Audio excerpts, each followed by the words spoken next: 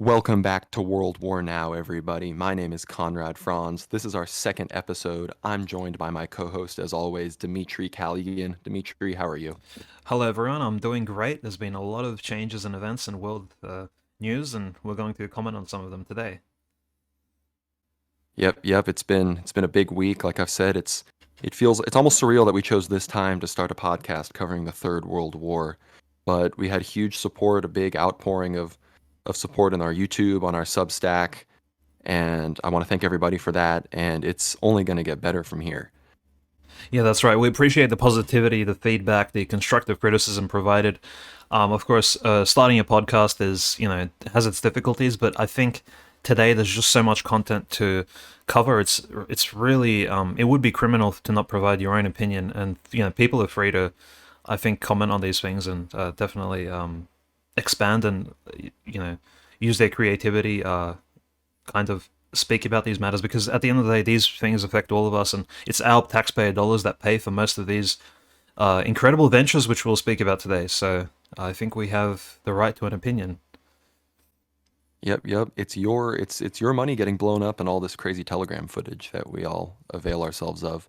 And I was talking to Dimitri earlier, it was on Wednesday or Thursday, and I was saying, like, besides perhaps maybe starting a show on like the day of having a show literally start on the day of the invasion, like having planned to start it and then it happening to start on the day of the, start of the special military operation, I don't think we could have picked a better time to start this analysis venture, as if you could call it, this project, because we've really like we've really seen the multipolar and the worldwide economic, political, military consequences of this really start to play out. Like what Metropolitan Neophytos said about entering a new mode of living, the week before Pascha 2020 and COVID. Like we're seeing that new mode of living just hit every aspect of life with economics and with with the world order in a way where the map is changing in unprecedented ways, where people lived and died where the map didn't change in this kind of way. And I think it's again, it's not to say that I rejoice in any kind of these tragic events, but it's a bit serendipitous. Yeah, it is. I would just wanted to say, as everyone's following the news, almost every single international relations made up any economic forum, for example, the World Economic Forum coming together, the any international relations conference, including even the United Nations general meetings, they're all full of just absolutely incredible opinions and takes, which would not have been possible 10 years ago. Things are really escalating in the world today, and they're providing us with uh, you know I guess a more clear outlook on what the reality is behind the scenes, because a lot of this stuff has been prepared for us for the last few decades, or has been the reality, but folks have closed their eyes, or at least they weren't aware of just exactly how powerful these forces are that move history and great money and power around the world. Now that these forces have come to the forefront, we can actually see them at play, and it really is staggering, I think. Absolutely. And of course, we see it in real time today. The United States, Russia, China, everyone, all these three of these multipolar giants essentially having their own opinions on how foreign policy should be conducted in various places of the world. One of those places, of course, is Africa, which myself and Conrad will discuss in quite in depth today, based on his recent article on the World War Now Substack. I think Africa is not just the land of opportunity, but it is the forgotten continent, so to speak, forgotten by not just I think history, but also uh, an abused and rich place, which of course history has pushed around for centuries now, and I think there's a bright future for the African people. We're just going to speak about that sometime today on the podcast. And Conrad, did you have any opinions on the fact that the globalists and the powers that be are just coming out in full force in the last, I don't know, decade or so, maybe from the middle of Obama's term? Well, I think in many ways we're seeing that start to be realized by everybody, because like what just happened, like we're seeing all this stuff with figures like Kanye West and Elon Musk, who are like, these are basically just cultural figures who they just represent kind of the peak of like American or Western like entertainment culture, in my opinion. And yet you have Kanye West talking about Hmm. Israel, and you have Elon Musk like basically his Twitter posts are honestly, not even through any fault of his own, exposing the fact that the entire Ukrainian project is a total That's corrupt right. scam, and the people backing Volodymyr Zelensky and the collective West in this conflict have the last thing on their mind is the peace and well-being of the people of Ukraine and Donbass and Russia. And I think with the past few days with those two figures, we see that like we're really starting in many ways it exposes the power of the beast system of the media system because it's so obvious that the popular perspective is at the very least somewhat ignorant, if not now leaning against just the general establishment. But because of the ability of the media to perpetuate psyop campaigns and to perpetuate ideas through their favorite entertainment figures in media, the amount of people that can stand against the regime and just not matter is a lot higher than people think. Like people think that you can reach this critical mass and then the powers that be just have to surrender. That's just not true. And we're starting to finally but realizing that is still a step in the right direction, right? And Absolutely. that's why and I think this is a good segue into one of the first things we're going to talk about. It's going to be a great episode. We're going to talk about Africa. We're going to talk about nukes. We're going to talk about some more prophecies in the words of some saints. But right now, I think what we're going to get into first here is the black pill. We're hearing from a lot of people that Dimitri and I respect have been giving, I don't want to say cold takes, but perhaps they presenting their takes with what we would consider a lack of perspective or a lack of the Weltanschauung that we spoke so strongly about in episode 1, and realizing that, like we said, we're realizing the strength of the collective West because they can literally just say, "Screw you, we don't care." German people, no more gas. American people, massive wealth transfer to a fake country, and the and so many people are saying like, yeah, like this idea of multipolarity is a lie. Russia's a second-rate power, Hmm. combined with this perhaps notion that they've totally failed on the ground. I want to hear your perspective, Dimitri. Is it over? Are we coping? Are we Kremlin shills seething and coping and pooping and shitting? Well, I personally think I am a Kremlin shell, but not for the reasons why, not for the same reasons that right wing and left wing people, accuse me of being. I have my own personal reasons of being a Kremlin shell, but let's move on.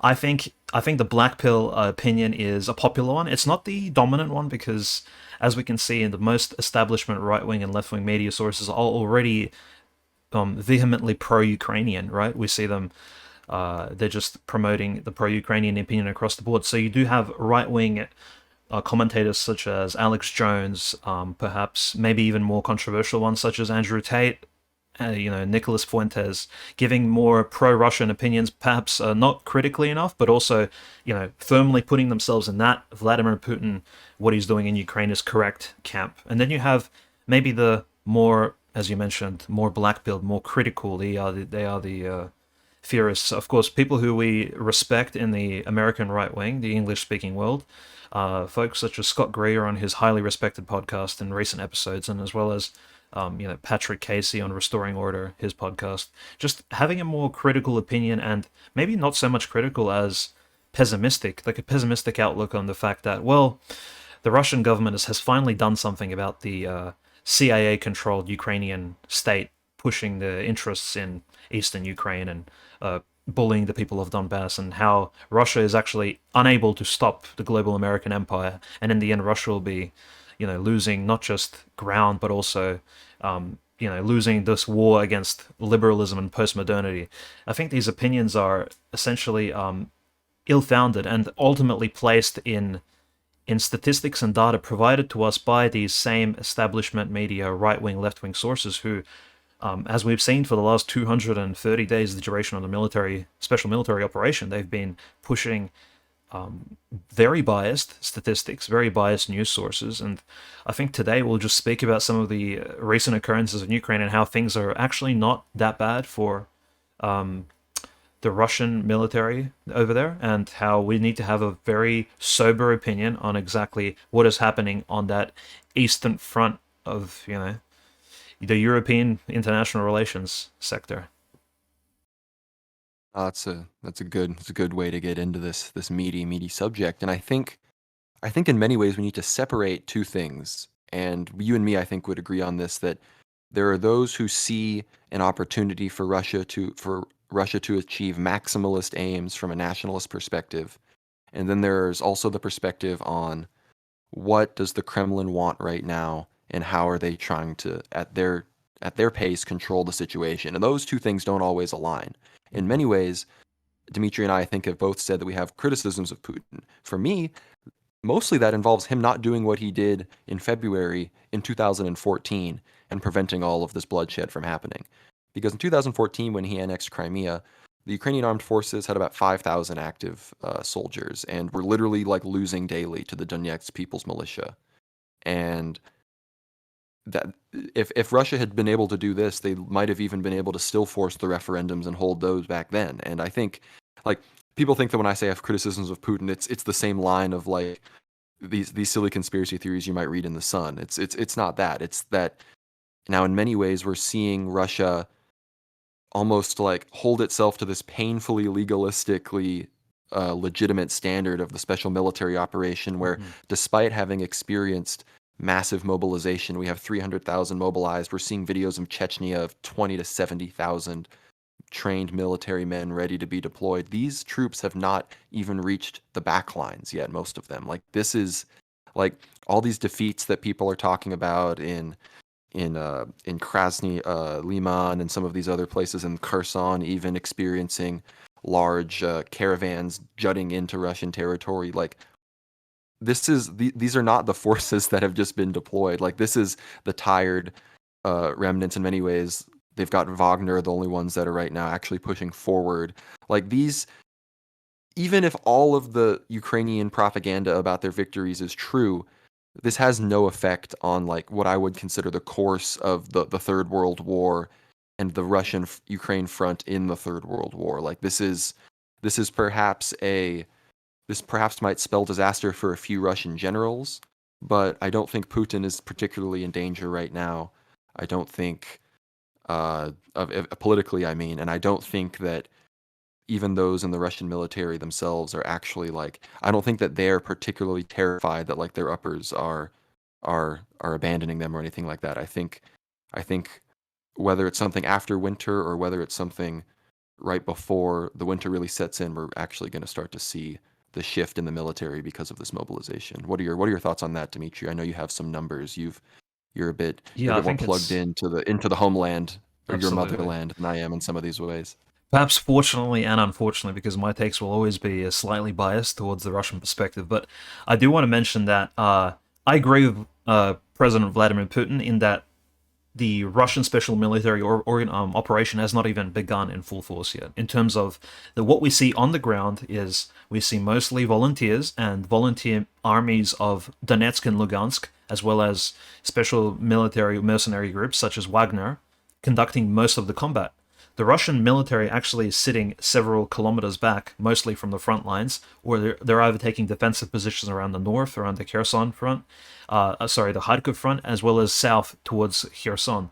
So the Russians are actually not doing the primary pushing. The only time we've seen the Russian military actually engage quite actively was in the first 2 months of the operation, when they had the commandos descent at Gostomel, and the great lines of tanks we saw like emerging out of Belarus towards north, going for Kiev, and all that action around Chernigovsk Oblast. All of that has been kind of put to a halt. As we see, the most active forces at the moment in the Ukraine are either the volunteer battalions who fought, they fought for the Donbass and Novorossiya republics for the last 8 years now, and as Conrad mentioned, they are quite tired and weary. I don't even think perhaps it's ethical that they are fighting at the moment. I think they should be given some time out. They should be, a compensation scheme should be engaged, because I'm not even sure they are compensated for some of their injuries sustained in military action, as say a Russian contractor would be compensated for, or even say an American military person who say fought in Afghanistan at one point.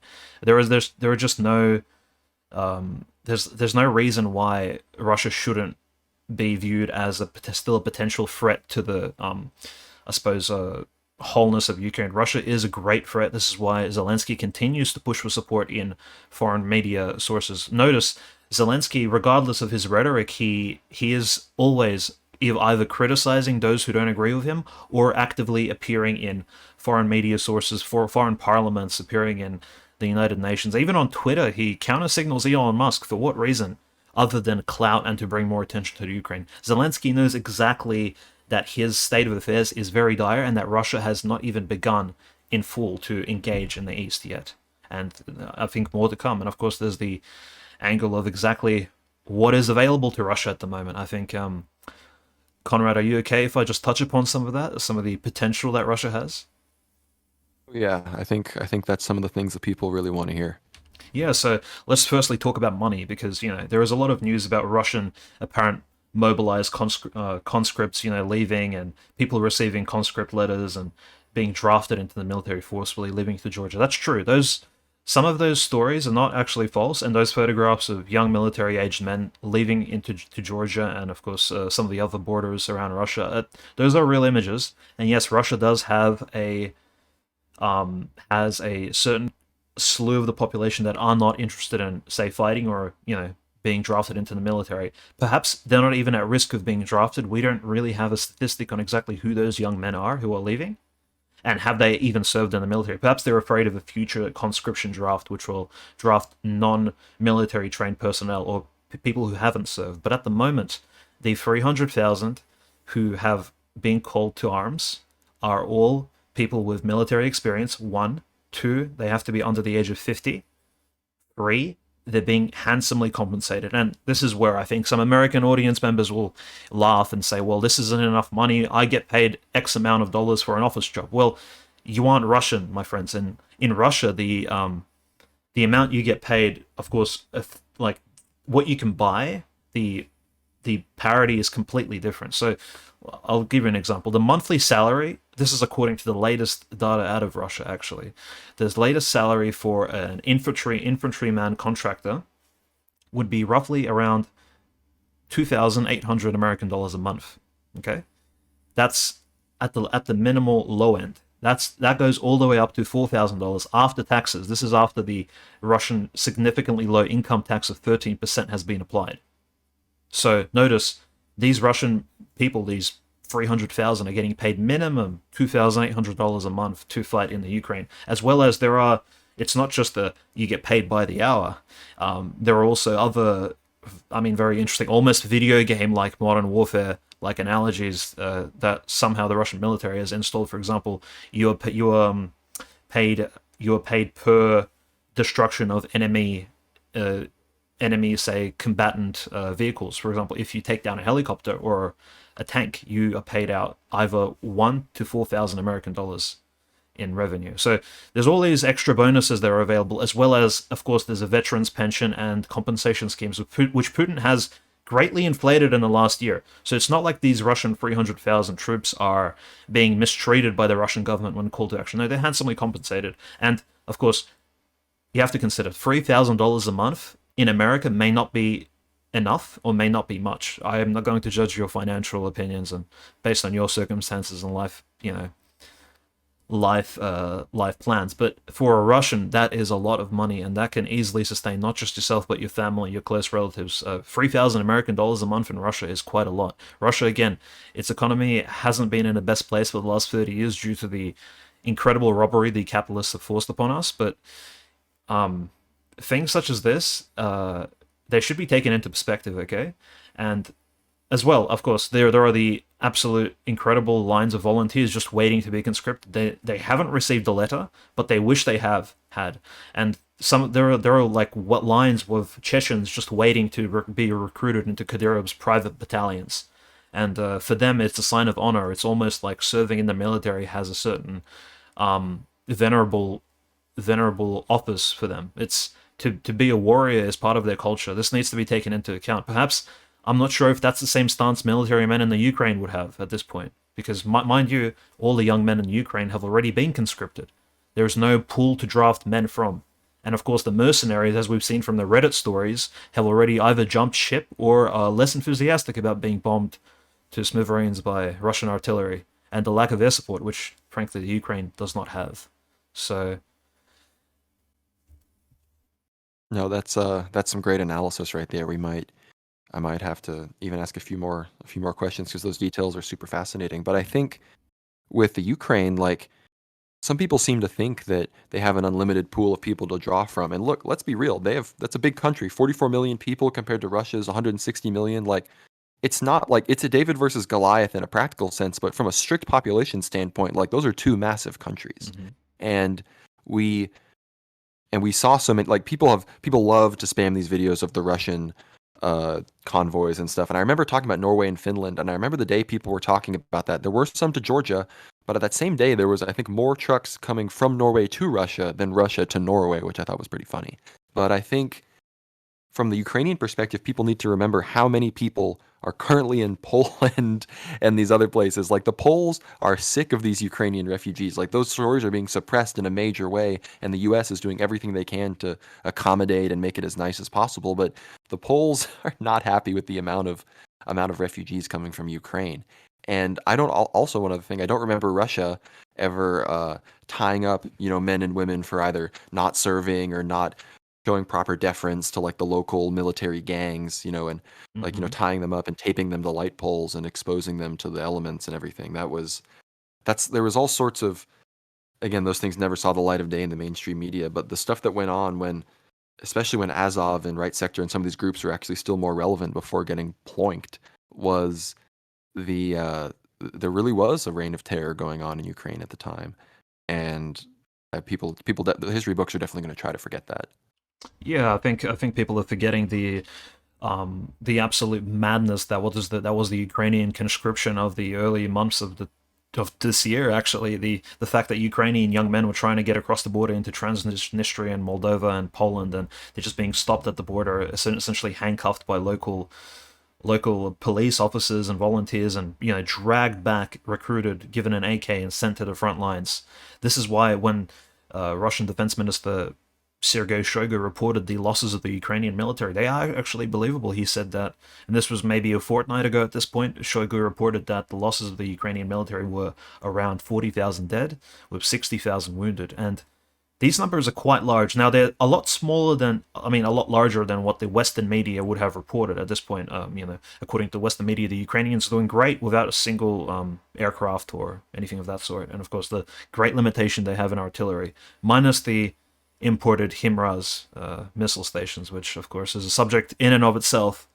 Lots of experts are out there on Twitter posting about that, but yeah, we do need to consider the absolute state of like the Mad Max type recruitment, where people were just, young men essentially, not people.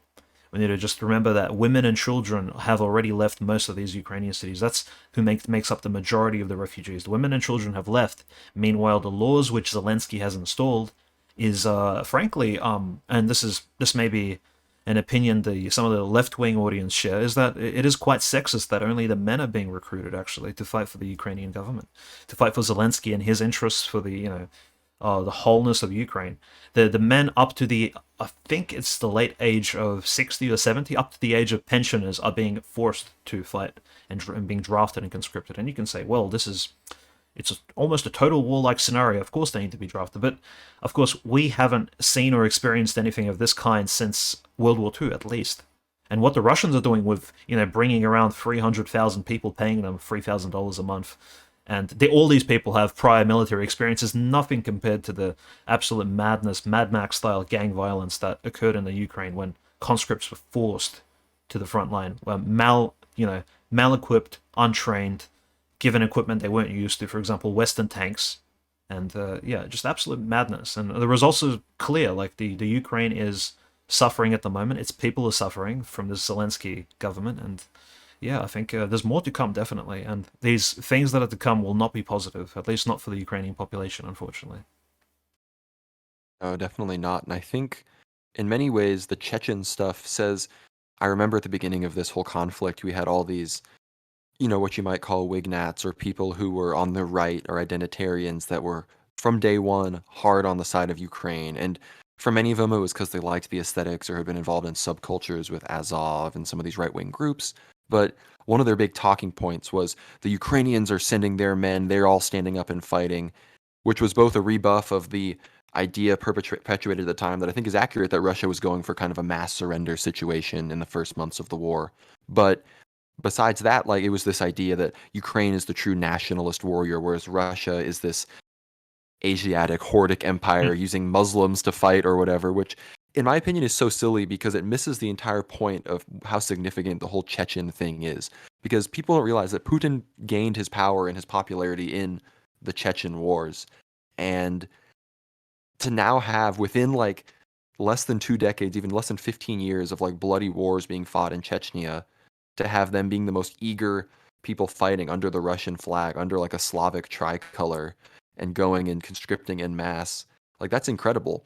And it also misses the point that it even the same people who make this argument about being this pro-identitarian Ukrainians, they'll make the point that this is another banker war, Europeans' blood being spilled, this kind of thing, which I agree that's true. Too many military contractors are getting rich while Orthodox Christians kill each other. I agree that's a problem.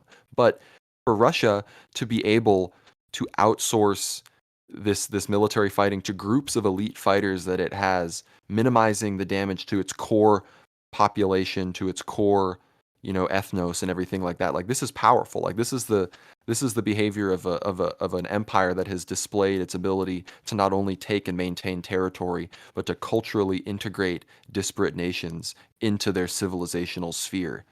And that's not some praise of multiculturalism. In fact, the Russian example is, I think, a good example of how you can avoid multiculturalism with how they allow for freedom of religion within Muslim majority states and of the federation, but they're then restrict it very much outside in the Christian majority states, where like I believe in Moscow there's 4 or less mosques, despite it being a large city within a country that does have, what was it, 9, 11, 10, 11% Muslims. And this kind of thing really is a display of the lack of perspective. I think a lot of these black people that are blackpilling are people that think like people say that the best hope that Russia can have at this point is to become is to maintain its minimal gains and become a vassal of China. I don't think that at Absolutely. all. I genuinely think, I still personally believe that Russia will connect to Transnistria. I believe that. And maybe I'm wrong. Maybe I'm wrong, and I have no problem even being wrong in that prediction. But I think that when this thing is all said and done is going to be the least of everybody's worries. Like that's going to be the first chapter of the book. Let's put it that way. Yeah, I think people who are saying, the use of, say, Chechen battalions in the Ukrainian conflict is somehow immoral or against the spirit of the white man, I think they're forgetting the fact that during the Crimean War in the 1850s, the British Empire literally brought over Bangladeshi and Indian infantrymen to fight against the Russian Empire at the time, alongside the Turkish and the French Freemasons, right? So I just urge you to have a look at perhaps what should be called the First World War, which was the Crimean War of the middle of the 1800s, and just the fact that this multicultural coalition came around to fight Russia, very modern sort of outlook, at least from back then. And again, returning to the Chechen question, I did agree with Igor Strelkov, at least in the first, I believe it was since April, around Easter, that the Chechens began to appear on the scene, and of course the famous TikTok videos appeared where Chechens were dancing around with machine guns, all eager to appear in the front lines. I'm not sure exactly how impactful the Chechen battalions were. I think the fog of war is quite thick, so the fact that we do see Chechens quite often on TikTok does not exactly reflect their positions on the front or exactly how effective they are. But I do agree with Stilkov. In the first months, it was quite the optics were a little bit off in terms of Russia was not willing to commit 100% of its effort, which, as I mentioned prior, it still hasn't. And instead, Russia was eager to use, say, Chechen Muslims in order to fight Orthodox Ukrainians. But that imagery soon went away because, as we remember, the Mariupol atrocities began, where footage started coming out of the allegedly pro-European Azov Mariupol, extremists, let's just call them that, right? Torturing local civilians, using them as human shields, while the Russians were, essentially surrounding Mariupol and pushing westwards. Just absolute ridiculous atrocities by the Ukrainian military. And at that point, it became clear that, yes, actually, it is, in fact, completely fine to use Chechens who are keen to fight against, say, the Ukrainian extremists, who also they view as enemies, because if you recall, the famous Ukrainian military staffer who released statements calling the Chechens orcs, calling them all these racial slurs. The Azov military folks posting on Telegram, coding their bullets in pig fat in order to offend the the Muslims of Russia. This is all these things, they all add up, and in the end, I think Putin has made the right choice by allowing Kadyrov to at least steer his part of the ship towards the Ukrainian demonic behemoth, which is, this terrorist state that Zelensky has created. I think it's time to take down this Leviathan, and Kadyrov has to be the right. He has a right to at least be an actor in this great play. I think that's completely. I think it's wholesome. It's good, and I think he won't be the last person. I think we're, and this is maybe my opinion, but I think Kim Jong Un, I think, should be also considered as a possible candidate if he ever wants to get involved in Ukraine, or at least assist Russia in terms of providing military force, even contractors for pay. I know North Korea has a very skilled and large military. It's one of the things North Korea is actually famous for in terms of, it's not the richest country, it's not known for its technological advances, but its military and its special forces are quite good, if not probably not as comparable to that of Russia, of course, or China, but they are still very handsomely equipped and trained. So if Putin ever wants to tap into that, and of course Kim Jong Un was there at Putin's speech last week. He was the only actually foreign leader who attended in person. He attended Moscow, Kremlin, and he was there. So Kim Jong Un is keeping his eye, his eye peeled, and I think his ears are very keen. And if he hears the call, I don't be surprised if you see North Korean military men in the Ukraine fighting for Russia, right? Because of course any North Korean contractor would be handsomely paid, and anywhere around 1,000 American dollars a month would be sufficient enough to bring back home. And I think any of them would appreciate that. But Conrad, what were you saying about the fact that essentially the Russian side of things what has been greatly sort of downplayed, like the fact that Russia hasn't actually implemented its full force yet in Western media, and it's just being this false opinion of Russia's ineptitude is being amplified by these seemingly, I guess, not mainstream sources, and people who have dissident opinions are still kind of parroting these mainstream talking points when they're essentially based on fake news, if anything. I think it's based on lingering criticism of. I understand criticism of people that they might consider like people want Russia to save us, these kinds of things. I think it's just a lack of understanding of multipolarity in the worldwide kind of situation that we're really entering into, and how I think your example with North Korea and China and some of these things, like the seriousness with which some of these states are looking, by which they can ally with Russia and use this as an opportunity to perhaps have a clean break from the Western Atlanticist, sphere of influence. And I want to use what you were talking about with North Korea as like a bit of a springboard eventually into what we're going to talk about with Africa and the rest of the world and how they're relating to this fight. And then after that, we're going to get into some prophecies and some really interesting religious historical analysis. But one of the things I wanted to say when you're talking about that is, can we expect Orthodox Juche soon? Is this going to be? That's funny. People were posting about all those pictures of Kim Jong Un, riding on his stallion through the snow. Like, could Kim Jong Un make North Korea a Russian republic and Well, and all these sorts of things? But I think when it comes to the like those examples and how China and North Korea have really, really hitch their wagon to this. North Korea is also literally the most militarized nation in the world per capita. Like, there's no nation that has more, that I think puts more of its people and more of its resources into its military. Like, even more than America. Like, it might actually not be as much as America, but it's the amount of people, at least statistically, is insane that North Korea is able to mobilize and provide for.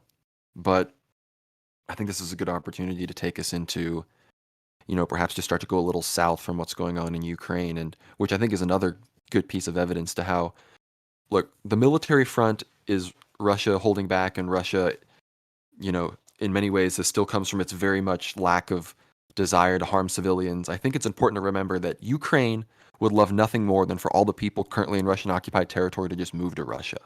People need to recognize that. That's why they can so frivolously engage in terrorism and civilian bombings, because at the end of the day, it benefits the Ukrainians if every single person in Donetsk city packed up and moved to Rostov, and they just didn't have to deal with those people anymore because they know that most of those people want to be part of Russia. Whereas Russia, it's the exact opposite. Russia now wants more people to moving back there, and they want these things to be civilizations. They want these places to be, I guarantee you, when the fighting dies down in these areas, they're going to want these places to be like beacons and an example of how Russia can provide for its people outside that have been uh, I guess forced outside of its borders. And Ukraine is very much willing to continue engaging in that. And so because of that, and we just discussed how much Russia is holding back, like that's why I think it's easy for some people to be like, "Well, it's over. I'm not coping. I'm reading the Telegram." Like, yeah, we're all on Telegram. We get it. You're not reading anything different than anybody else is. But I think it's important for us to now get into some of these other things, and this is a good segue into the Africa thing, I think. And if you haven't read it already, please go to our Substack, worldwarnow.substack.com, and it's called the Africa Front. And I think Dimitri mentioned he's going to be having a little follow up to that. We might hint at that in a second. But in many ways, what we talk about is what's been going on in the latest being Burkina Faso, which many people will laugh and be like, this is irrelevant. Why would you talk about a country called Burkina Faso? That's fake.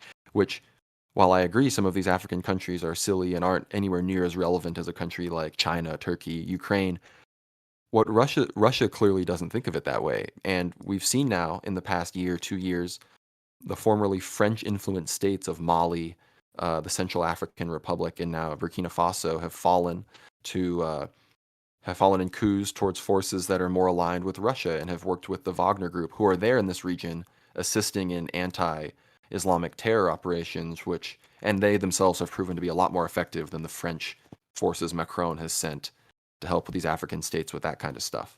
And right now, if you read this in my article, it seems to be that the prediction is that Niger will be the next country moved on by Wagner and the Russians in soft and somewhat hard power, which will be a huge blow to France and the French energy sector because they're, of course, going to be affected by the cold winter. And French, very nuclear dependent country, 50% of their uranium comes from Niger. And so this kind of brings in some of this deep energy ideas. And that also applies to Ukraine, of course, where Donetsk, Luhansk, Kherson, and Zaporozhye are the agricultural and energy sector hubs of Ukraine. So it's just always important for people to remember as World War III rages on, like energy is huge. And we're not the first people to make the point that, this is kind of a war between finance and the world of finance and the world of food and fuel, kind of owned by Russia and some of these places that control food and energy, whereas these other places like the UK, Western Europe, and even in some senses America, at least the Eastern Seaboard elite segment of America, they depend on finance. And as many people are saying, you can't eat dollars and cents. And as we see what's going on in Africa, it's important to recognize, like, is this like a dying, like weak state that's on the verge of regime change that's able to, use its private military contractors in conjunction with its real military to project its power abroad? My article references all of the very, very close alliances that Russia has with some of these African leaders. Lavrov was welcomed to the powerhouses of Africa: Egypt, Ethiopia, Uganda, Congo. Like, these are millions and millions and millions of people with growing economies, people that are going to want to buy goods and have energy. And all of these countries are also pivoting towards China. The article, we won't talk about this as much as well, but please go read the article. It talks a lot about what China's doing and how China looks honestly like it's set to both militarily, it already has economically, but even militarily on the continent outpace the United States. So I want to kind of throw it back to Dimitri a little bit. We're going to have some interesting back and forth on one interesting part of the article, which is how COVID tyranny and organizations like the WHO were weaponized against some of these states. So, what are your thoughts, Dimitri? Yeah, that's right. I think it's worth considering the fact that economic sanctions, economic bullying is only one part of I suppose, the strategies used by the Western powers against the developing nations, third and second world. I think another important factor to consider is I suppose you could call it the healthcare tyranny we've experienced for the last 2 years, the absolute state of affairs forced onto us by the Fauci-driven COVID pandemic, which was blamed upon China, at least in the initial few months. Now that we've realized it's perhaps a deeper conspiracy that runs all the way to the heart of the State Department. And let's just recall slightly what the article mentions in depth, that Tanzania was one of those African countries which actually protested against most of these World Health Organization COVID measures, such as the forced vaccinations, the forced masking. The president of Tanzania, who was subject to multiple assassination attempts and who has recently been replaced by liberal politician woman who's very French aligned, and by French aligned I mean aligned with the United Nations, European Union, of course, the United Nations, and the World Health Organization. So Tanzania has stood strong in terms of keeping itself free from, say, this COVID affair tyranny situation. But one thing I wanted to mention, and perhaps this comes from more of a Eurasianist Alexander Dugin perspective, but we should recall that the one way a world power can dominate, not just economically and military, but also culturally,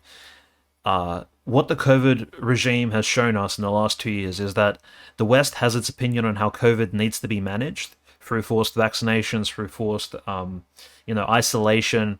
Nobody attends religious ceremonies. Religion does not matter. You can attend a church or liturgy or a mosque virtually. Things of that nature. Things that are just absolutely demonic and actually foreign to, say, many Eastern and non-Western sentimentalities. But this idea of how COVID should be managed was forced upon second and third world nations, kind of harkening back to what Putin mentioned in his speech last week, that this Western idea of cultural chauvinism is pushed onto countries such as Tanzania, Russia, Uganda, and now Niger, who is being freed from it by the Wagner Group.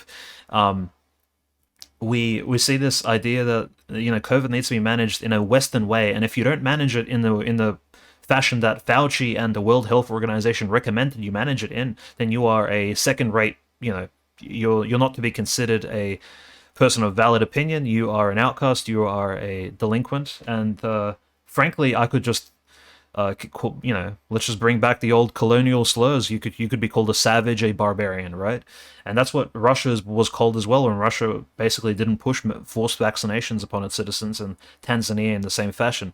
So in many ways, COVID was used as a spear front to push this idea that, well, the West knows best. And of course, thankfully, Putin also brought this back. He didn't need to, but Putin did mention it in his last week's speech that the West does have this. And by the West, I mean mostly the European Union and NATO, as well as the countries that are members of, or so in some ways adjacent, has this idea of cultural superiority that it can force its seemingly superior views onto other nations, which perhaps aren't as rich, as strong. And this is exactly the opposite of what some powers like India and China are doing, with China with its 2011 Road and Belt Initiative, where it provides very cheap infrastructure, leases, low interest rate loans, as well as physically transporting Chinese engineers as well as architects and construct workers to build hospitals, roads, ports all around Africa, the Central Asian republics, and all these other places which are perhaps less well off than, say, than Europe and some of these other richer, higher GDP countries. So China has a completely different take to, say, COVID and the economy than, say, the West does. And thankfully, China at the moment is all into this, is completely invested in the idea of multipolarity and does not seek actually to dominate as much as the United Nations has shown it, wants to dominate, at least since World War II. Conrad, I think you mentioned Tanzania and the president there, John Magufuli.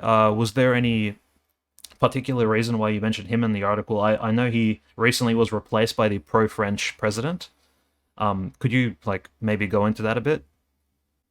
Yeah, I think Tanzania in many ways is a very good case study that I'll kind of point out what really went down there and it's a kind of good primer for how you can examine the rest of what goes on in some of these African countries, because you're going to see headlines about these places that I agree when people say they're fake countries, that's not to denigrate the people that live there, but these African countries are not drawn necessarily across fantastically well done borders. And I'm not saying that I believe in huge border changes either. That leads to a lot of violence and warfare, as we've seen in things like the Second Congo War, where millions of people were displaced just in the early 2000s because of these border disputes. But in Tanzania, John Magufuli was an extremely popular leader, very charismatic. He was, in fact, this is all you can read this in things like The Guardian. He was leading Tanzania in economic development, all these sorts of things. And he was a devout Christian, and when all this COVID stuff started, he demanded days of prayer in his country and these sorts of things. And what happened was he tested the COVID tests sent to him on things like pawpaws and goats, realized that they were all coming back positive, so he suspended them. And all sorts of things were going on. At the same time, he was, of course, leading alliances towards other countries like Russia and other things. He was being accused of being a dictator. He was not tolerating LGBT imperialism, which I mentioned in the article as well. A lot of African leaders are vocal about that and why it's one of the reasons they might also prefer to get aid from China than deal with the collective West. But he was kind of aligning, you could almost just say it was this perfect storm of pissing off the collective West. And of course, then, right, it was a week after he rejected vaccination and was even looking into collaborating with the president of Madagascar, who had come out with a sort of herbal cure that he was spreading across his country. He died of an unknown illness, and later it was claimed to be a heart condition that he had had his entire life. Hmm. But it was very suspicious to me. And at the same time, of course, the president of Madagascar, who he had been working with, had multiple assassination attempts. The president of Haiti was someone who'd also rejected vaccinations and was assassinated. But that's a bit that there is plausible deniability there, considering that in like 100+ years of self-rule, Haiti has not had a peaceful transition of power. So that's neither here nor there. But it's a good example of, like, you can kind of look at all the things that Magufuli was doing, and in many ways, African leaders will do one of those things, whether it's standing up against something like the WHO or even less COVID specific, like a Bill Gates has billions of dollars invested in Africa. They'll resist something that he's doing, or they'll turn down an IMF offer or something like that, or reject, or like a scandal will arise within UN peacekeepers, and the people will decide they want to work more with China or Russia and these kinds of things. And this will lead to things like a regime change from the West. And now we're seeing again, due to their effectiveness both fighting Islamic terrorism as well as just general African discontent with France and Macron and the current French way it treats their former colonial subjects. Like, there was literally a civil war in Guadeloupe, which is a part of France in the Caribbean, over all of this COVID stuff. People, of course, completely forget about all that. Was not any of the news. But I actually grew up in the Caribbean and was keeping up with it pretty closely, and it was insane. And what we're seeing now in these West African countries, like, you'll see people, just random Africans, just all in the streets waving Russian flags. It's hilarious, and like driving on their motorcycles with Russian flags, carrying all these things, talking about like like the video of them carrying Russian flags, burning down the French embassy. Like, this is this is the sort of thing that in many ways this isn't just lingering like anti-colonial discontent from like back in the day. In many ways, you can find a lot of Africans that are still pro like old world colonialism in some ways, but based on how it's been working recently, like, it's bad. Like, they recognize that their worldview and the worldview of these third world, second world countries does not align with that of the people that are they're in many ways they're leading investors. Which, although if you look at the map, China is basically outpacing them now. But that also takes us to the fact that what are the two? We were talking about this. What were the two best countries in Europe for all the COVID stuff? It was Sweden and Belarus. And Sweden, unfortunately, looks like it is about to join NATO, but Belarus was even better than Sweden. And who's like, in many ways, Putin is, of course, enemy number one, but it's still a little bit impractical to like really, really launch like just a direct color revolution right now. Like, they know they're not quite ready for that yet. But besides that, who is enemy number one? It's Lukashenko. They're coming after him in all these ways. I mean, and if you follow me on Twitter, my profile picture is, Baska handing you a juicy watermelon slice. So I'm sure my opinion is a bit biased on that as well. But I was going to give Dimitri the opportunity. Anything you want to say on the African front, and we can wrap that up a little bit, and then get perhaps into Belarus, Poland, and then into some OPEC stuff. Yeah, I think on the African front, it's always important to remember that, in a way, the African civilization or the broader African world, it's still kind of finding its footing. It's at the moment economically rising, receiving aid from Russia in a military sense, and of course economic aid from China.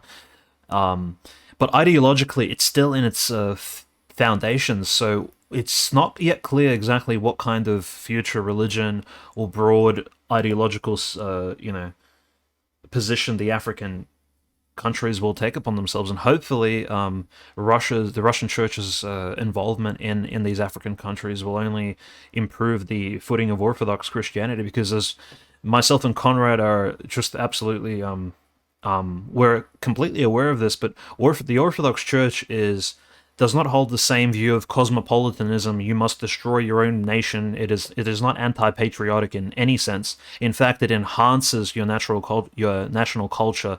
It affirms those natural talents which every ethnos and every tribe has. And I think Orthodox Christianity is exactly what Africa needs. And this is what I'll be touching upon in my short article I'll be releasing on the World War Now Substack. So look out for that. Is the perspective why is the Russian Church entering into Africa in the last 3 years? Because this is an unprecedented, essentially, missionary action. And so what we'll be saying is the Russian Church sending missionary priests, bishops who know these local African languages, who can speak French, who can speak English, who can speak all of these various dialects. Of course, because Africa is just so diverse, essentially. The article will discuss all of that, and of course how that plays into the greater breaking of schism between the Greek and the Russian churches. And geopolitically speaking, we have Wagner acting on the military end, trying to improve these countries, essentially assisting the local governments, assisting the nationalist forces to fight against Western imperialism in its current liberal form. And then you have on the religious side of things, the Patriarch of Moscow sending out these heroes of missionary vigor, these Russian priests who have studied these African, French, foreign languages, are now going out to Africa in order to provide, the solution to essentially the problem the world faces these days, which is this postmodern liberal reality. The solution is not found in, secular materialism. The solution is found in Orthodox Christianity, which I think everybody should look into and definitely keep an open mind towards. So the thing about Africa is, let's not forget, it's still a nation which is still rising up. I think Conrad mentioned the fact that they are being bullied, especially nations such as Tanzania. Niger has long been under French influence, economically, as well as the top political people in Niger have been under extreme pressure to always align themselves with the European Union. These things are all coming to a halt, hopefully, and being shaken up quite vigorously by the actions of, say, foreign beneficiaries such as Russia and China. So, Conrad, I guess we can move away from Africa for now. And for those who want to read the Substack more in detail, you're welcome to. These articles will be out there this week. Let's speak about Lukashenko, Batka, and his approach towards, of course, the COVID circumstance and how he views, I suppose, his position in this, current geopolitical alignment in Europe, and also how that plays into Poland, because Poland, of course, was a historical enemy of Belarus, and essentially they have a long history. And now Poland, of course, is making big demands. Poland is on the board officially, making claims of I think it's over $1 trillion of $1 trillion in compensation they're asking for from Germany, which is absolutely absurd considering the German economy is in the worst place it's been in the last, I don't know, maybe 4 decades because of this recent Nord Stream gas sabotage. It's just incredible. Poland is really stepping up, and this may not, of course, benefit Russia or Belarus, but the fact of the matter is Poland is getting up off its feet. It's yeah, we are seeing big things in Eastern Europe, and not just in the Ukraine. So I guess I'll leave it to you, Conrad. Yeah, big, big, big things. And with Africa, I'll just say my last 2 cents, which is the when with that, Dimitri is gonna lay all down some of this ecclesial stuff, and in many ways, I think Russia is seeing. I think what they're going to do in Africa is actually going to help mend the schism in Ukraine, as opposed to some people like, no, they're making it worse by making things more complex on these jurisdictional issues. No, I think it's going to be able to actually help unite that situation by. We can get into that later, actually, but. And then when it comes to just a religious thing about Tanzania as well with Wagner, they were there to fight Islamic terrorism. And of course, when Magufuli was taken out, who is he replaced by? A woman who is from the Muslim minority of the country, who, despite wearing her hijab, is still very much pro all these pro-Western causes and everything, and was immediately, of course, adopted the COVID narrative. So that's just, if the proof wasn't already there for you, there's that. But to our friend Alexander Lukashenko, he I think Dmitry will probably have some good analysis of perhaps on the current status of the union state of Russia and Belarus, and Belarus is like what Belarus can and can't do regarding the special military operation. But I just think it's important to recognize that Lukashenko's been in power longer than Putin. Like everyone knows him as Europe's last dictator or whatever. and he did survive a color revolution attempt in 2020. There's still that obnoxious woman, whatever her name is, bunch of syllables, who's living in Poland or whatever, and is always going on TV claiming to be the legitimate leader of Belarus. But in many ways, Belarus is kind of the front line of the of just the bloody, just the kind of the dirtier battles with the West. Like Belarus, what was it in 2020, 2019, maybe even they were getting condemned for sending all these migrants into Poland because all of them were coming up through the Balkans and getting into Belarus, and everyone's like they're leading an invasion of Poland, and it's like, look, what does Poland do for Lukashenko? All they do is advocate for like extreme hostility towards his interest and the Russian interest. So I don't see any reason to condemn. Look, I think Lukashenko is putting his people first, getting the people out of where he is and putting them somewhere else. But I think again his COVID thing, like he would make these like propaganda videos where it's just him out in like the snow with like a bunch of like Belarusian elites, like attractive people, and he was just explaining how like all the COVID stuff is bad and how all this kind of stuff.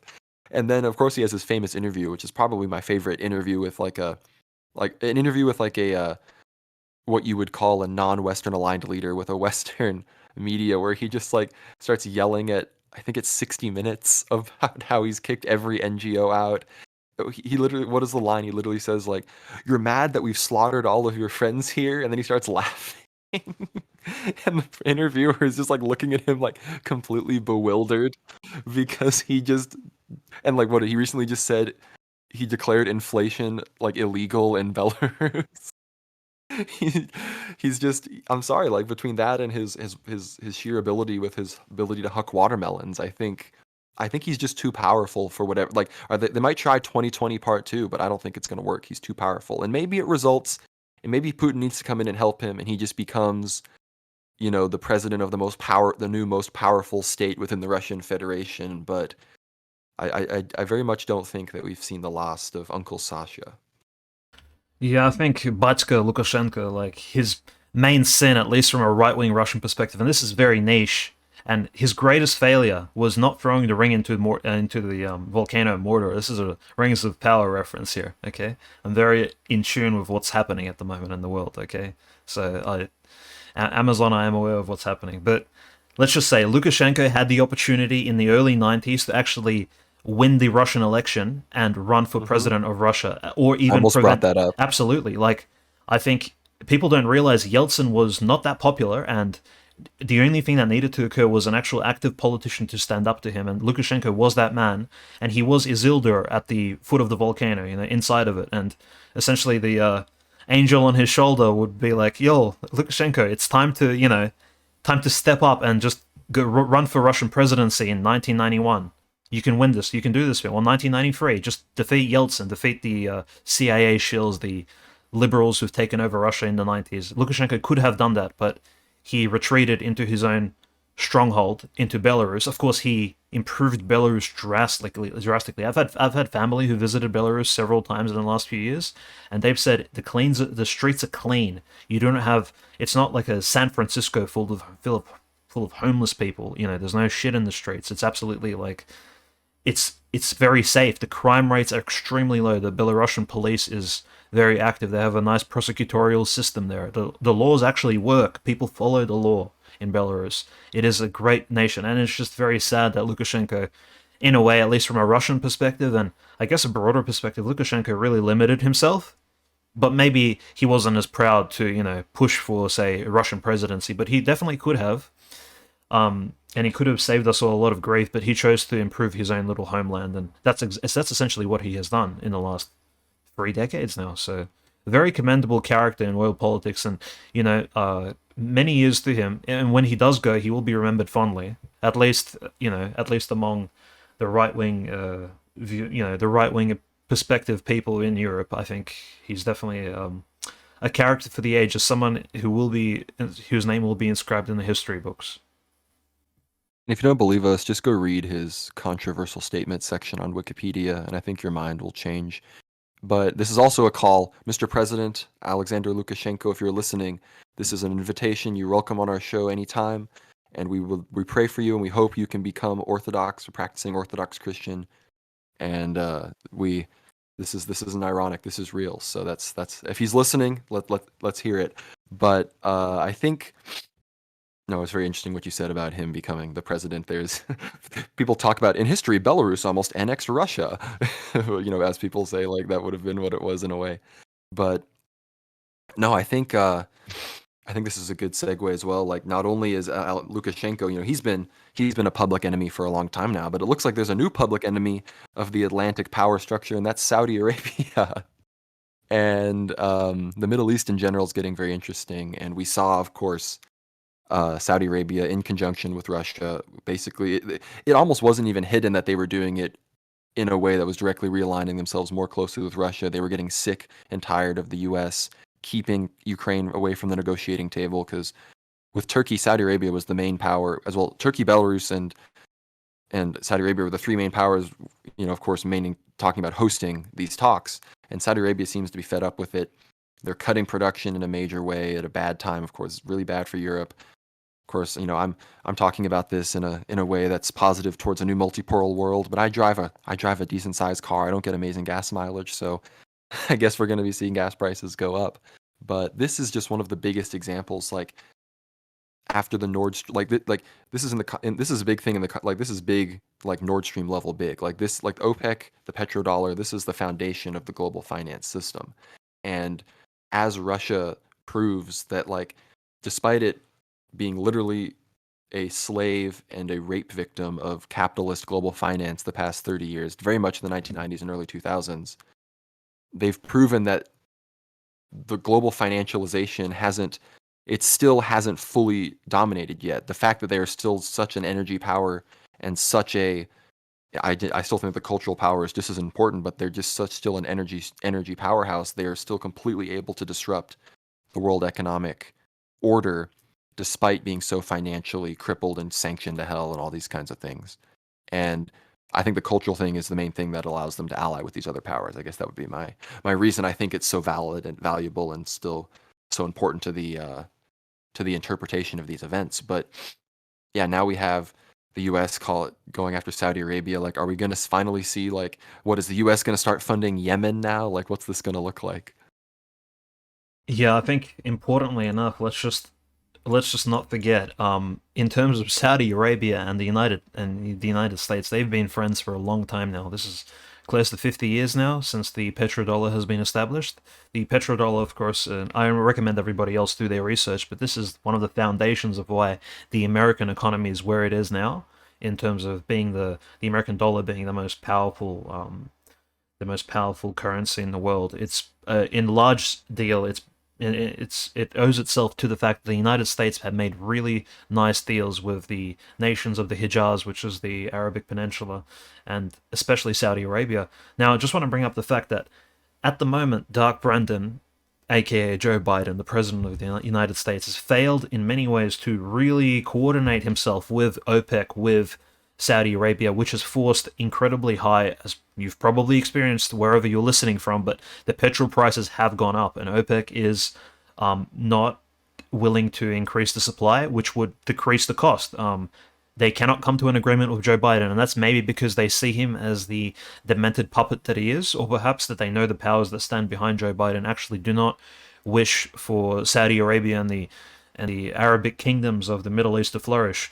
I'm not sure, but let's just recall that who could make such a grand deal with Saudi Arabia in the last, let's just say, decade. And this is probably historically one of the greatest military contracts ever signed in the history of mankind, was when in 2017, United States President Donald Trump and the Saudi Arabian King Al Saud, they signed a series of documents essentially purchasing 110 between 110 and 350 billion dollars worth of weapons from the United States. So Saudi Arabia agreed to buy almost close to one-third of $1 trillion worth of weapons from America over the next decade. Now, just to put this into perspective, that's almost the size of the Lend-Lease deal that the United States has given countries during World War II, when the United States was economically helping the states that were opposing Nazism, so the United Kingdom and the Soviet Union. The United States was selling military equipment to its allies to fight the Nazis and the Third Reich. So Trump somehow managed to agree managed to come to this deal with the Saudis, and now, frankly, we see Joe Biden failing to make even, I don't know, a deal a tenth of the size in order to bring the petrol price down. And yeah, the pressure OPEC has put upon the world, essentially. OPEC is holding the reins in its hands at the moment because of the pressure that Russia has placed on the energy market and the unreasonable sanctions placed upon Russia. So it's all a big, it's all a large, really long row of dominoes, and everything is interrelated. So regarding OPEC, Conrad, I'm sure you have a lot to say. Just kind of want to go into that a bit. No, no. If anything, I'm thinking about how I want to kick it back to you next because I've got a few ideas and things that I've thought about that you probably Yeah. have a bit more knowledge about than me. And of course, Mm. I know you want to talk a bit about Putin's call to the King of Bahrain, but I think people just need to, when it comes to the OPEC and the domination of the petrodollar, people need to recognize how critical that is. Like this sounds like it. Some people who might like be casual listeners are like every week it's a new like this is the most important thing, but like no, no, this is like really, really, really critical because in many ways people say I'm a conspiracy theorist for saying this and that there's no evidence, but I think it's almost an undisputable fact that part of the main reason that Saddam Hussein was taken out and invaded was because of he was trying his best to buy oil from Iran in non-dollars. The whole point of the domination of the petrodollar is that international oil purchases have to be pegged to the dollar. Basically, that's what Dimitri was referencing when he said all these deals with these oil powerhouses in the Gulf and the Middle East. And now that we have like we already have India buying oil from Russia in rupees, like, and the U.S. has said in the past that they're willing to like completely go to total war with the country because of something like that.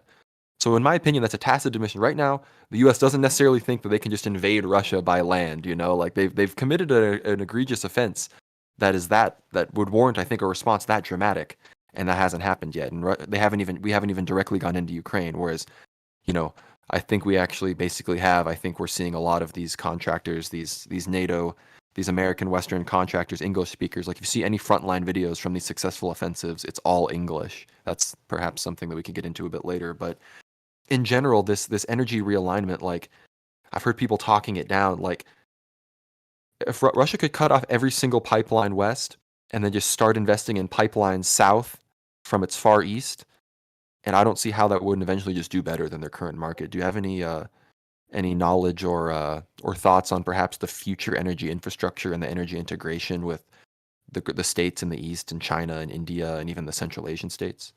Yeah, I think China's in a really like great state. If you recall, in the last decade, China's made some incredibly generous deals with Russia in terms of buying gas, purchasing Russian raw gas for quite cheap prices, and of course coal, especially. So Russia, and mind you, because of the lack of action, the United States really hasn't been in the strongest sense active in the Pacific that much, besides its bases in Japan and South Korea, and its fleet essentially.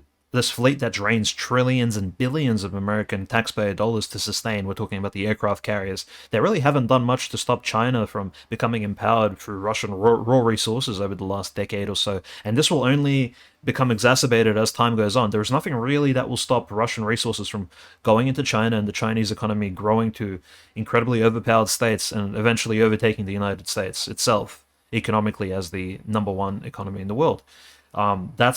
That's essentially what's happening in the East. I do want to see, of course, North Korea integrate itself a bit more with Russia, and of course making more, more amicable deals there. But North Korea is incredibly conservative with some of its trade agreements, so they really haven't kept the doors too open on that end, and that's not a fault of anyone's. It's just the cultural, I suppose, perspective that they have. They are a very closed off nation for many reasons, and they are very wary of exactly who they deal with, especially large, powerful neighbors such as the United States and China. So I think it's worth considering the fact that the Ukraine has really placed the fact that the Ukrainian war and Nord Stream 1 going down, it's placed a lot of emphasis on energy, the importance of petrol, coal, gas. All these things are going to be. No one at the moment cares about greenhouse gases anymore. I think the attention is fully on these carbon emitting fuels. They are again the I suppose they are the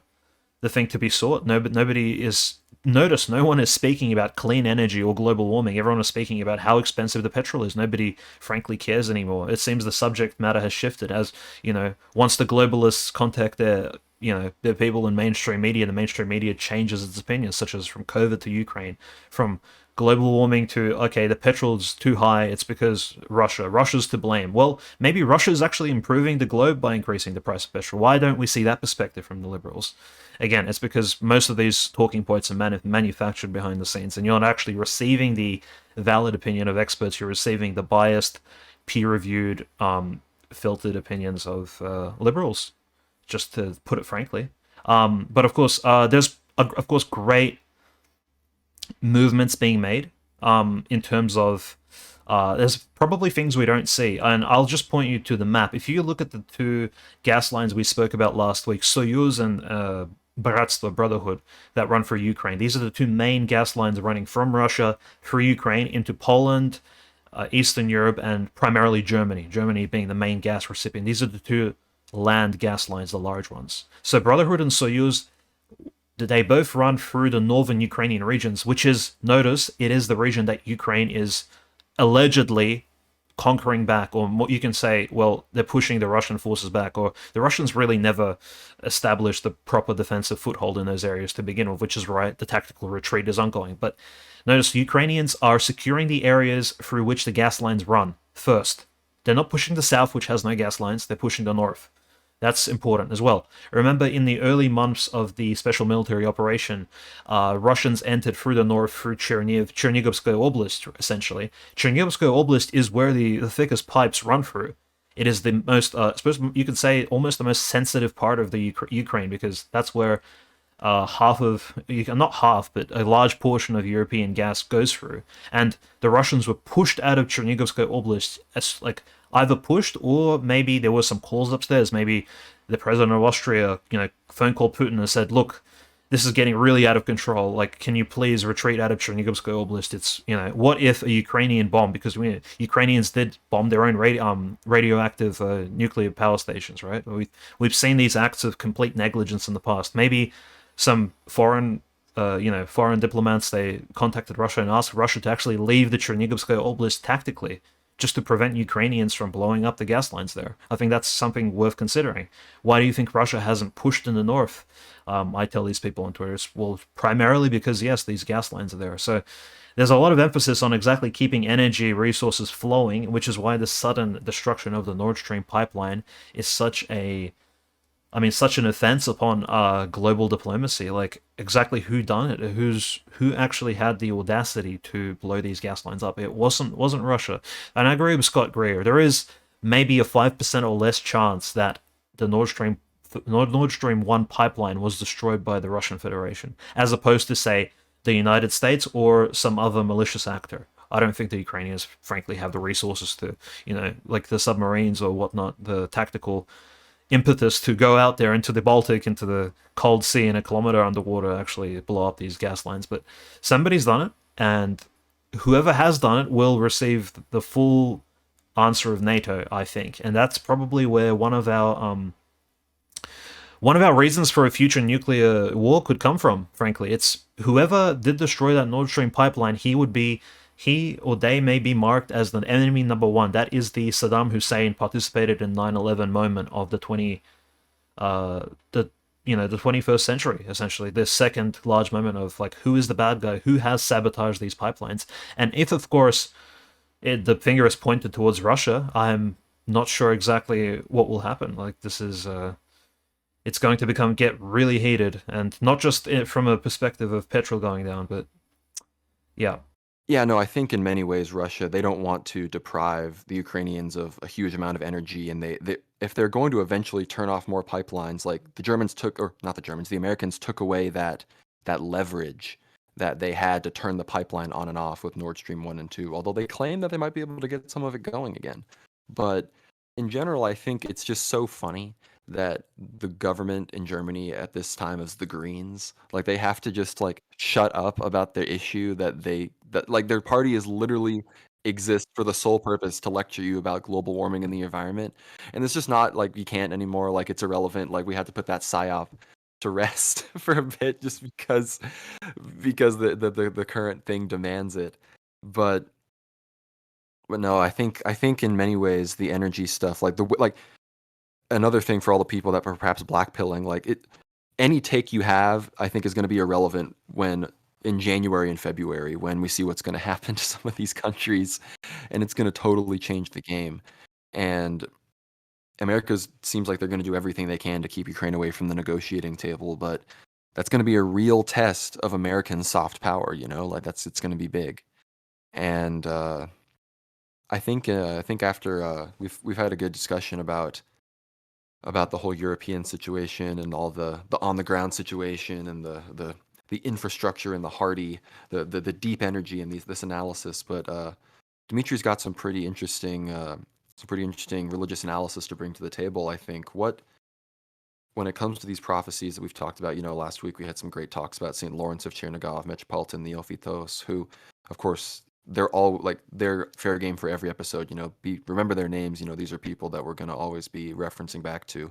But in many ways, in the 21st century, we had some indication of perhaps some things to come and some positive signs in world orthodoxy that pointed towards what we're experiencing now.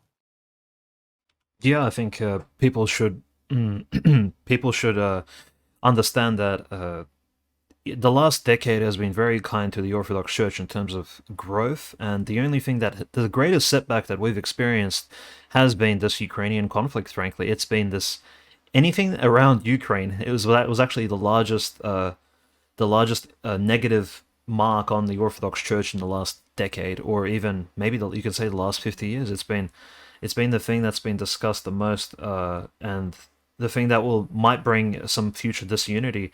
Just want to mention that probably the brightest moment, at least in recent years, besides the Macedonian reunification with the Serbian Orthodox Church, which is an amazing healing of schism, and is evidence that the Holy Spirit is active among not just in our lives and at liturgy, but also in greater things in world history. Like people can come together and peace can be established on grounds which really,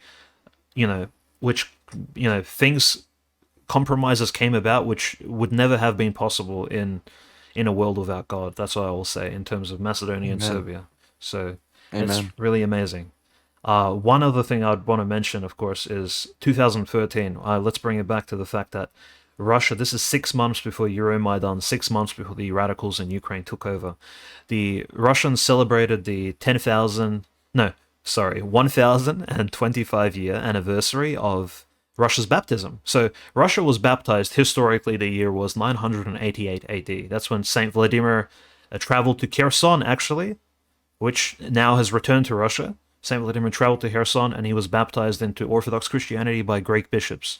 Of course, that was a great moment. So Kherson returning to Russia now is a kind of a great omen, like a very positive Orthodox development, because Kherson originally is the origin. It is the city of Russian baptism, you can say. An ancient Greek city, of course, that's mentioned in Roman texts and ancient Greek texts, but of course a Christian city. So it returning under the power of Russia is extremely positive for people who, of course, appreciate that sort of sentiment. And now, in the year 2013, the Russians celebrated the 1025-year anniversary of Russia's baptism. The official celebration of that baptism, which took place right at the end of the Soviet Union, actually, in 1988, was not as triumphant, simply because the Russian Orthodoxy and any Christianity was not as prevalent in the Soviet Union. It wasn't as popular. It wasn't sponsored. People didn't donate as much money back then. It was seen as something that should be shunned. And only in 2013 did Russians have a proper appreciation of the fact that, yes, 1,000 years has passed since we have become Orthodox. And during those celebrations, which took place in Kiev of all places, of course, Metropolitan Onufry, the current hierarch of the Orthodox Church of Ukraine, was present. Patriarch Kirill was there. Vladimir Putin attended, and of course, the Ukrainian president at the time, the legitimate president, Yanukovych, was there. So Yanukovych, Putin, Lukashenko, I believe, attended as well as a guest of honor. The Patriarch of Jerusalem was there. The Patriarch of Alexandria, his famous title, the Lord of the Cosmos and the 13th Apostle, the Pope of Africa, was present. You had all these hierarchs from overseas, all these Orthodox great leaders, all attending Kiev in the middle of 2013, in the middle of summer, to celebrate this great baptism of the Russian people, 1,025 years. And 6 months later, what occurs? After this great triumphant coming together of all Greeks, Middle Eastern Orthodox people, Russian people, of course, then I think this probably ticked off some evil powers in the West or anywhere in the world, and they set off their dark plan of starting the Euromaidan and pushing these dark forces into effect. And we have the extremist Poroshenko and his government taking over in 2014, forcing the legitimate government of Yanukovych out of the parliament, out of Kiev. And the Euromaidan, of course, led to the atrocities in the Donbass and the shelling of innocents and killing of Christian people. And of course, it's led to 2022, to the 24th of February, the beginning of the military operation. So we see 2013 as a year to which we have to return in the future. And perhaps the returning of Kherson under Russian governance, finally, a proper Orthodox governance of the city, maybe this is the starting point of better things to come. The fact that the good times ended in 2013, and we've been in these times of tribulation for the last almost a decade now. Next year it'll be a decade, but yeah, there's definitely a lot to consider there. And I just want to ask Conrad. Conrad, what else do you think will be? What else can we look forward to in that regard? Like Russian victory, I think is assured, but these are all hopes. I'm mostly praying for at least a peaceful resolution to what's going on at the moment, because things are really escalating out of control, and it seems that cooler heads are not prevailing. And in fact, we have the voices of madness speaking about nuclear, almost a nuclear holocaust of some sort as the final solution to this entire debacle.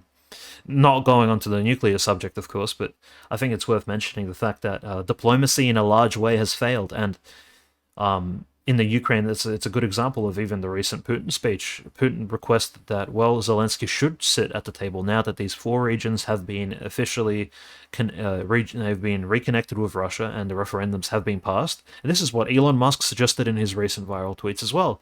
And guess who has declined these talks? Of course, these peace talks were declined by Zelensky, who even tried to ratio Elon Musk on Twitter. But it's not even about the ratio, Zelensky. It's about the fact that young Ukrainians and young Russians are dying for exactly for what? The wholeness of your criminal state? It's not entirely clear, is it, Conrad? No, not at all. And you're right. I would love to get. I think I'm going to use this as a pitch. We would love to get into the nuclear question. We're getting pretty late on time here. We're going to talk for a few more minutes, but if you want to hear us talk about those things, please subscribe to our Substack, our YouTube channel. We're going to be putting the paywall up there eventually, and this might be one of those things we put behind there. We might put it up publicly, but I think you're going to really like our take on the nuclear situation. We think there's elements of an Assad repeat chemical weapon attack there with an attempted possible future U.S. false flag, but the take goes so much deeper than that. And I even want to bring in some of the Elon Musk Starlink stuff because it gets pretty, this gets a little more esoteric, and I think you're going to really like that. So stay tuned for some of that. But on the prophecy side of things, no, I think what you said is crucial. And again, not to get too schizophrenic here, but last week we mentioned, of course, the prophecy of Saint Porphyrios and his words to Metropolitan Neophytos of Morphu, saying that, in your life, he told him that once you pass your 50th year of life, you'll begin to see the changing of the crew of the ship. People that are ready, people that have been prepared, I guess, by God for such a time as this will be installed, and there will be perhaps fast turnover of hierarchy and clergy within the Orthodox Church. And when did Metropolitan Neophytos turn 50? Well, that was in 2014. So I think again, not that we sit in front of cork boards with numbers every day, but I just think it's important to recognize some of these patterns. And of course, Syria, that civil war started in 2011, and in many ways, that was the first I kind of see it as the first true incursion and Western assault, as well as the Libya situation that was really not driven by 9/11, because they got away with a lot due to 9/11 with Iraq and Afghanistan and all this stuff. That's a situation. But Syria really started. I've had people, our audience, say this, that World War III started in Syria in either 2011 or 2014. And I think there's a lot of there's a lot of truth to some of those statements based on how world events have played out since then. And Assad, the Lion of Damascus, he is still in power there. So I think there is evidence that the powers that be have really faced an impasse since some of that conflict and other conflicts in its periphery have specifically started. But regarding the words of St. Porphyrios in the church and the new crew of the ship, I'm not necessarily asserting that any of these people, any of these hierarchs that are being turned over and are dying or being replaced were or were not bad people, but it's undeniable. We have, of course, in the past few years, a new patriarch of Serbia as well as a new metropolitan of Montenegro, which is very important in the Serbian Orthodox Church. We have in America, we are now going to be getting a new head of the Archdiocese of North America. We have the new head of ROCOR, Metropolitan Nicholas, who's been installed in the past few weeks. There's a rumor, of course, not rumor, the Archbishop slash Patriarch of Cyprus is very old, and there's rumor his health isn't great. And we basically already know who his replacement is going to be, Metropolitan Athanasios of Limassol, a fantastic hierarch. Patriarch Ilya of Georgia is nearing 90 years old. These are we've already seen Metropolitan Hilarion Alfeyev, who was second in command in Russia. He was basically demoted and sent to Hungary. And I don't think that has nothing to do with his very vociferous and pro-COVID vaccination statements and perhaps some of his more liberal attitudes. And there's all sorts of other examples of this. And so I think it's almost undeniable that's coming. So I think it's important to keep our eyes peeled for the things that these men have been prepared for. And I mean, and in many ways, I mean, I've even seen posts, just follow Dmitry on Twitter. There is somewhat of this we've talked about the civilizational religious revival in Russia, and then this is by no means to say that Russia is the perfect based country that's going to save us all and unite us under the double-headed eagle, but church attendance is up in these countries. Who is it? I believe it was the bishop or archbishop of Kaliningrad. He's called on all of his people. They're fasting for 10 days and praying just for peace and for prosperity in their country and then for no loss of life. Like these are, like, in many ways, this civilization is returning to what something looked like before the beginning of what Dimitri and I would consider the dark times, the true death of the Anshan regime, the true actualization of modernity. Of course, the murder of Tsar Saint Nicholas II and his family, the fall of true Christian imperium in the world, in a governmental sense. Like, we believe that, like, we're finally starting to see something like that return again. And so many people, of course, in the West are like, to them, it's like easy propaganda victory. Like, look at these backwards barbarians and their war cult. But like, I think people that think like that they're gonna be in for a rude awakening when they realize that, B-dubs patriotism is no match for, Symphonia. That's right. True patriotism, true Christian view of nationhood is returning back to the world, and I think it hasn't gone away ever fully. I think we've seen it in sparks in Serbia, here and there in Greece as well. When faced with moments of tribulation, the Christian spirit, the Christian way of uniting a people in order to drag them through tragedy has returned to some of the greater nations, such as Russia, who was asleep for such a long time since the 90s, and you could say even the entirety of the Soviet period. But I disagree. I think the 90s and the early 2000s was when Russia was the least active in terms of actually participating in world affairs, allowing huge tragedies to occur, such as the bombing of Yugoslavia by NATO and the tearing away of Kosovo, of course, the bombardment of Serbia on Easter in the 1990s. These are just horrific events which Russia, at the time, for whatever reason, was asleep or too weak or subjugated on its knees. It was not capable of stopping, what you would call the Great Satan from acting in the world. The Kate Khan was missing for a time, and I think he's making a return. So there's definitely a lot to consider recently, and to not view these events through, again, I'm repeating myself as from last week, to not view these events through an Orthodox lens is to be missing out on exactly probably the most clarifying perspective you can have on modern geopolitics. The geopolitical is intrinsically linked with the spiritual.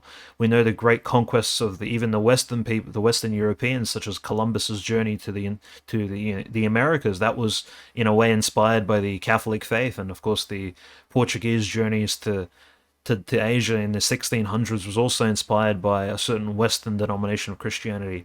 Moves in history, great migrations of people, great civilizational shifts. Things occur through religion, through faith. People need to believe in something, and that something may not always be good.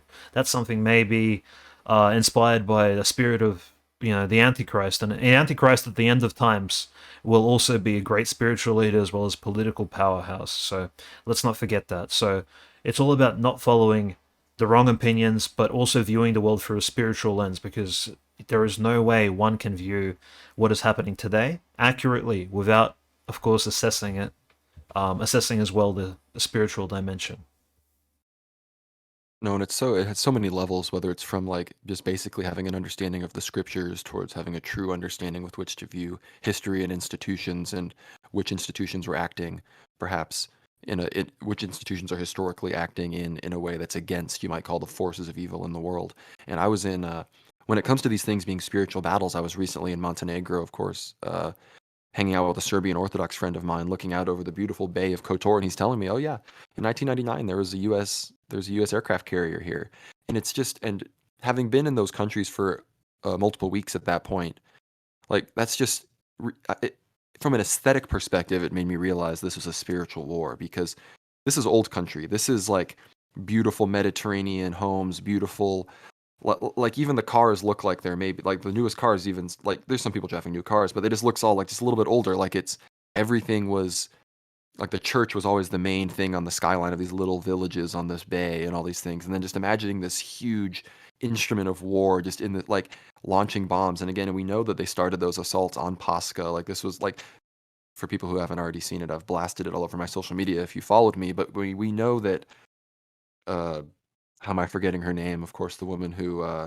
led the NATO assault, the anti-Serbian woman, Madeleine Albright. Yes, led the assault, of course, and she's on video like just racially berating Serbs and Christianity, of course, in many ways. But she no, just realizing that these are spiritual battles. Like it's not like there's a fundamental spirit in the world that seeks to raise up great powers to crush the last vestiges of truth of the church of Christianity. And you might think that's biased, but I think it's the objective truth. And and I think that's again, like Dimitri said, you're missing out. Like it's very clarifying. And again, I like to believe that we're trying our best not to just give you like what we think is happening to this specific event. Like obviously it's our opinion, but in many ways, like I hold back things that I might believe are true in the moment because I don't quite see how they fit in to the paradigm that I've already had confirmed to me as correct. I'm able to temper my own perhaps indulgent impulses on geopolitics and opinions with this worldview. I think that's the luxury that something like this perspective brings. Yeah, and I think with that, thank you for that, Conrad. I think we can be starting to wrap things up, at least in our own mind. We've come to this understanding of recent events that God is of course in charge, but God also allows gives us there's a certain synergy ongoing here. We do have the freedom to make correct and also incorrect choices, and that is the challenge of human existence. It's reaching God, reaching theosis through our free will, of course, working with that will of God. And I think that's the great challenge of human existence. That is the purpose of life. And with that message, I think we'll be concluding today's weekly stream. Thank you, everybody, for tuning in to World War Now. I recommend you read Conrad's recent article on the African geopolitical as well as economical situation surrounding COVID, as well as my article that'll be coming out later this week relating to the ecclesiological side of orthodoxy in Africa and the Russian religious migration into Africa and what kind of effects that may yield and what fruits that may bear for at least the future of Christianity on the African continent. No, we're looking forward to reading that, Dimitri. And again, for those of you that haven't already, please subscribe to us on YouTube, World War Now. Follow us on Twitter at World War Now _. We now have an active share link for our Telegram. That's t.me/World War Now Tele, Tele, at the end of World War Now. So follow us all of those places, as well as follow me and Dimitri on Twitter. I'm at Gnomrad. Dimitri's at Orthodox OC Canonist, Orthodox Canonist. You'll find him. He's always putting some great posts up. So with all that being said, Stay tuned for the paywall. Stay tuned for our future episodes where I think you'll be seeing some guests, some people some of you probably know, some big names. So really stay tuned for that. Again, subscribe to the Substack, worldwarnow.substack.com. If you haven't already, visit your local Orthodox church. And with that being said, thanks again, Dimitri. Enjoy the rest of your week, everybody, and God bless. Thank you, everyone. Have a good week.